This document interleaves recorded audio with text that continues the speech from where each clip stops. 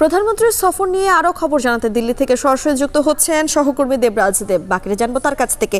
দেবরাজ, দিল্লিতে প্রধানমন্ত্রীর পরবর্তী কর্মসূচি কি কি রয়েছে বিস্তারিত জানাবেন আমাদেরকে।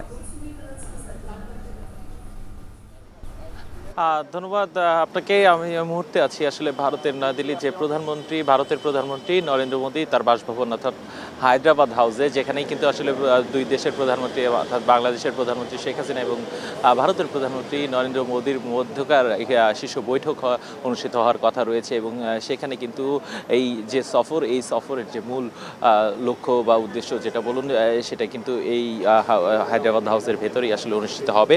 আমরা হায়দ্রাবাদ হাউসের বাইরেই আছি, এখানে অপেক্ষা করছি আসলে প্রধানমন্ত্রী শেখ হাসিনা এখানে হয়তো আর কিছুক্ষণের মধ্যেই প্রবেশ করবেন। এই বৈঠকে মূলত যে সমস্ত বিষয়গুলো নিয়ে বৈঠকে আলোচনা হওয়ার কথা আমরা এখন পর্যন্ত জানতে পেরেছি, সেটা হচ্ছে যোগাযোগ খাত এবং প্রযুক্তি খাত এবং বিশেষ করে জ্বালানি খাতে কিন্তু এক ধরনের যে বিভিন্ন ধরনের আসলে চুক্তি এবং সমঝোতা স্মারক সই করার কথা রয়েছে। সর্বমোট প্রায় 10টি চুক্তি এবং সমঝোতা স্মারক রয়েছে। বেশ কিছু সমঝোতা স্মারক রয়েছে পুরাতন, সেগুলোকে নবায়ন করা হবে এই আসলে বৈঠকের মাধ্যমে। এবং আমরা হয়তোবা বৈঠক আসলে শেষ না হওয়া পর্যন্ত কি ধরনের আসলে চুক্তি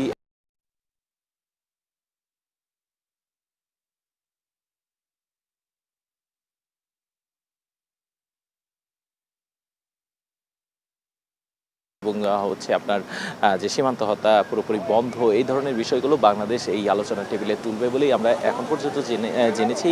এছাড়া বিদ্যুৎ খাতে, জ্বালানি খাতে বাংলাদেশ এখন কিন্তু বর্তমানে নেপাল থেকে ভারত হয়ে বাংলাদেশে কিন্তু বিদ্যুৎ আমদানি করা হচ্ছে এবং সেই পালকে হয়তোবা ভুটানকেও যুক্ত করবে বাংলাদেশ।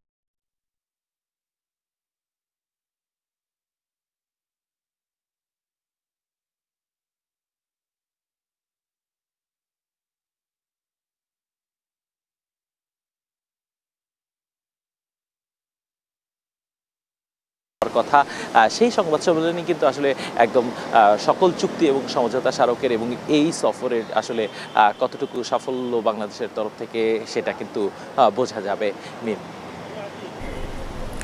ভারতের নয়াদিল্লি থেকে প্রধানমন্ত্রীর ভারত সফর প্রসঙ্গে জানাচ্ছিলেন সরাসরি সহকর্মী দেবরাজ দেব।